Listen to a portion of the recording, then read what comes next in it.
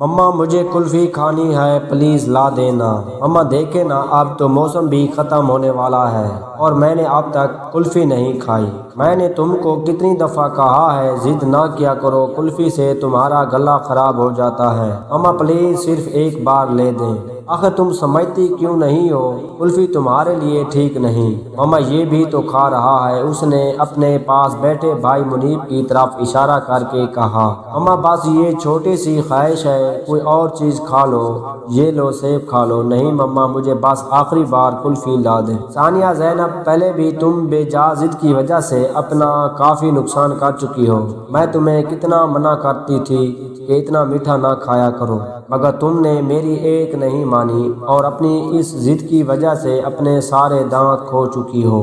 مما آپ ہمیشہ مجھے ہی برا بھلا کہا کریں، یہ منیب کو آپ نے کبھی کچھ نہیں کہا، کیونکہ یہ تمہاری طرح ضد نہیں کرتا، فوراً مان لیتا ہے، مگر تم اپنی بے جا ضد اور ہٹ دھرمی دکھاتی ہو۔ چلو شاباش، اپنے کمرے میں جاؤ اور کلفی کا خیال دل سے نکال دو۔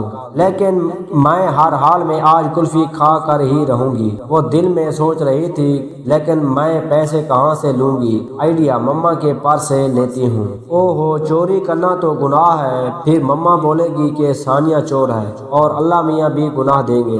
چلو بعد میں مما کو بتا دوں گی۔ اس سے پیسوں کے لیے زیادہ محنت کی ضرورت نہ کرنی پڑی۔ کچن میں رکھے ہوئے پیسے اٹھا کر وہ گھر سے باہر نکلنے کا موقع تلاش کرنے لگی۔ جلدی اسے موقع مل گیا، وہ سب سے نظریں بچا کر کلفی والی دکان پر پہنچ گئی۔ اف، کتنا مزہ آئے گا! مما تو کہتی تھی کہ میری طبیعت خراب ہو جائے گی، بلکہ میری طبیعت تو ٹھیک ہو رہی ہے، ایک اور لے لیتی ہوں، پھر نہ جانے کب نصیب ہو۔ اف ہائے، کتنی اچھی ہے! میری طبیعت کو تو کچھ بھی نہیں ہوا۔ وہ ہر بار ہی سوچ کر کلفی کھاتی رہی کہ بس اب آخری، مگر ہر بار اس کا دل اور کھانے کو مچل اٹھا۔ بالآخر پیسے ختم ہو گئے، وہ گھر کی طرف چل پڑی، لیکن راستے میں ہی اس کے گلے میں درد شروع ہو گیا۔ اے اللہ، اب کیا ہوگا؟ مما تو مجھے مارے گی، انہیں پتہ چل جائے گا کہ میں نے کلفی کھائی ہے۔ نہیں، مجھے گھر نہیں جانا، مما مجھے ماریں گی، انہوں نے مجھے کلفی کھانے سے منع کیا تھا۔ گھر گئی تو مما تو مجھے سخت مارے گی، مجھے یہیں رہنا ہے، گھر نہیں جانا۔ ہے سانپ، ہے سانپ اس کی طرف بڑھ رہا تھا۔ وہ مسلسل چیخ چیخ کر رو رہی تھی اور روتے روتے ہی بے ہوش ہو گئی۔ ادھر فریال ملک نے رو رو کر سارا گھر سر پر اٹھا رکھا تھا۔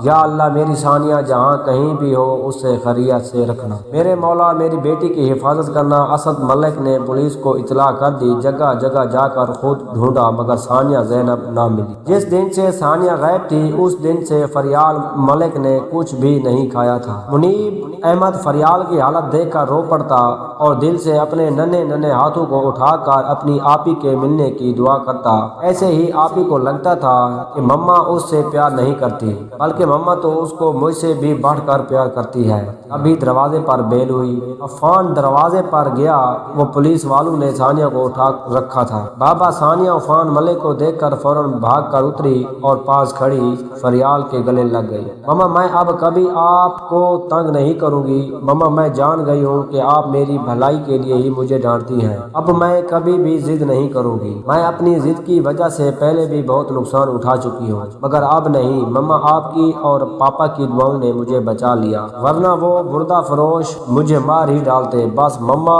میں اب کبھی بھی آپ کو تنگ نہیں کروں گی اور آپ کی ہر بات مانوں گی، تاکہ سب بھائی کی طرح مجھ سے پیار کریں۔ اگر یہ سٹوری آپ کو اچھی لگی ہو تو میرے چینل کو سبسکرائب اور ویڈیو کو لائک کر دیجیے گا۔